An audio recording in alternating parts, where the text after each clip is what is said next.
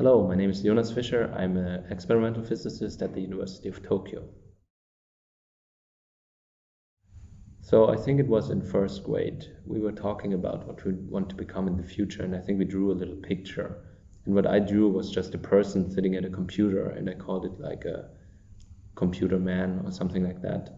And I do work a lot on computers now, so I guess my wish came partially true. In 1989, when the Berlin Wall fell, the internet had just started. There were very few internet servers around the world, and we had much fewer IT devices than we have now. We didn't have smartphones, tablets, smartwatches, and all these things. So the amount of internet servers and the amount of electricity these internet servers use has increased drastically over recent years. One way to address this issue would be to look at the data storage inside of these computers. Data is usually stored magnetically, which is a great and safe way to store it. But every time you want to change a 0 to a 1, you're changing a little magnet from pointing up to pointing down. And for that, you need a magnetic field. And magnetic fields need a lot of electricity. One way to improve this would be to use electric fields instead of magnetic fields. Electric fields are extremely easy to make. Maybe you've seen this before. You can just rub a balloon against your hair. And if you pull it away, the hair will stand up. And what you see there is an electric field. So it's very easy to make. It costs barely any electricity, barely any energy. And this is also true for inside the computer. So if you can use electric fields, that would be great. The problem is that normal magnets cannot be controlled with an electric field. For that, you need special magnets, so-called multifuroics. In the particular material we are looking at, these little magnets are in a kind of rotational arrangement that allows them to be controlled with an electric field instead of a magnetic field. So we can cut out the magnetic field completely. We can save a lot of electricity. One estimate says that it would be 10,000 times more efficient to store data with an electric field instead of a magnetic field.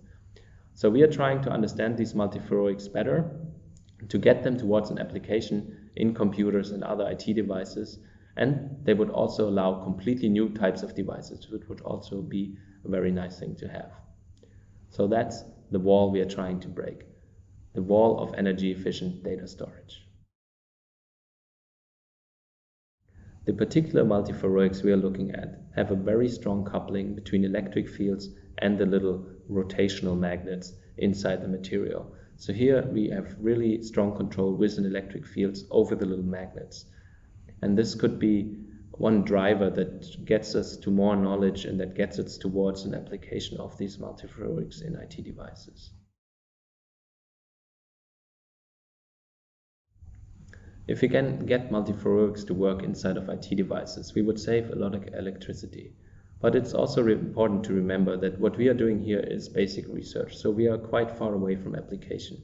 But I do believe that basic research is also essential so that we can solve problems that might evolve in the future by having the knowledge that we might need.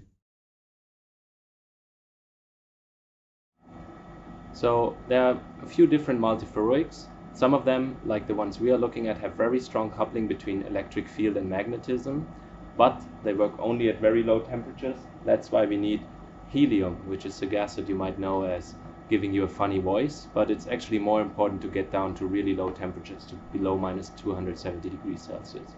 So our issue is either get multifuroics with strong coupling to high temperatures, or improve the ones that already work at high temperatures to have better coupling between electric field and magnetism. And if we can understand multifuroics better, we can hopefully get to a point where we can use them in all of our IT devices and computers.